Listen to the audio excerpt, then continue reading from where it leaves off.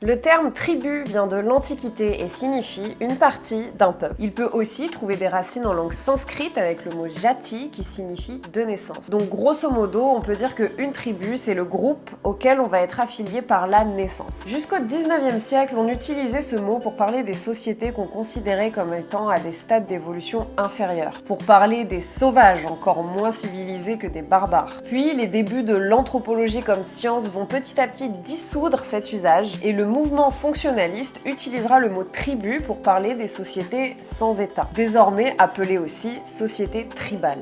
Mais c'était pas forcément très juste parce que du coup on collait ce mot à plein de sociétés qui avaient pourtant des systèmes politiques très différents les uns des autres. Et petit à petit, le mot tribalisme, il va désigner d'une façon un peu péjorative les comportements collectifs qui peuvent s'opposer à la formation des États-nations. Et tribal désignera aussi un style de tatouage pas ouf des années 90. Quoi qu'il en soit, le mot tribu ne désigne ni un stade d'évolution, ni une organisation. En fait, c'est un terme un peu fourre-tout où on va englober des chasseurs-cueilleurs, des sociétés sans État ou des familles, des clans, etc. En fait, c'est un mot qui actuellement ne veut rien dire et qui reste pourtant très utilisé par les médias ou dans la vie courante, avec un sens finalement assez colonialiste et plein de préjugés, et particulièrement pour parler d'autochtones du tiers-monde.